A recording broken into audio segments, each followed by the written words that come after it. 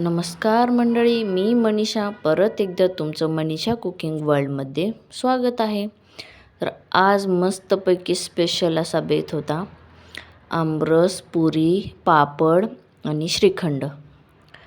तर तुमच्याकडे पण असा बेत असतो का मला नक्की सांगा. आज मस्त असा बेत होता. तर इथं मी आमरस कसा बनवलेला याची रेसिपी तुमच्यासोबत शेअर करते. बघू शकता तुम्ही, मी साखरेऐवजी गूळ वापरून आंब्याचा रस बनवलेला आहे, मस्त वेलची पावडर वगैरे टाकून. चला तर मग रेसिपीला सुरुवात करूया. इथं मी हा केशर आंबा घेतलेला आहे. आमच्याकडे हे आंबे 200 रुपये किलो आहेत. 2च आंबे अर्धा किलोमध्ये बसले होते. तर तुमच्याकडे आंबे कसे किलो आहेत ते मला नक्की सांगा.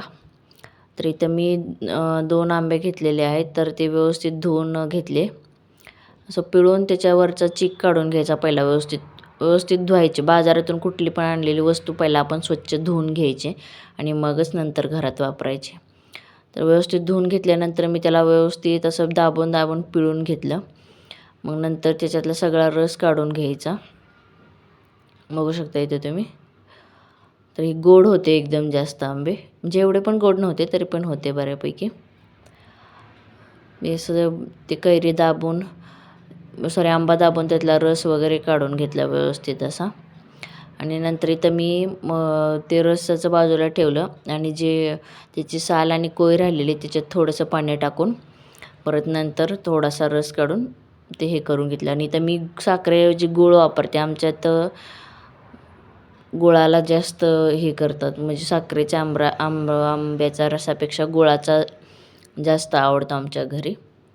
तर मग मी तर आणि गूळ कधी पण बेस्टच असतो साखरेपेक्षा.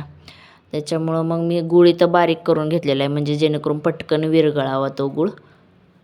आणि मग मी त्याच्यात टाकून घेतला, व्यवस्थित असं हलवून घेतले. इथं मी अगोदरच थंडच पाणी टाकले. तुम्ही थंड पाणी असेल तर थंड पाणी टाकू शकता इथं. आणि नंतर मी तर वेलची पावडर टाकली. इथं बघू शकता तुम्ही. व्यवस्थित असं मिक्स करून घेतले आणि झाला आपला आंब्याचा रस तयार. तर व्हिडिओ कसा वाटला नक्की मला कमेंट करून सांगा. व्हिडिओ आवडल्यास लाईक, शेअर आणि सबस्क्राईब करा. थँक्यू.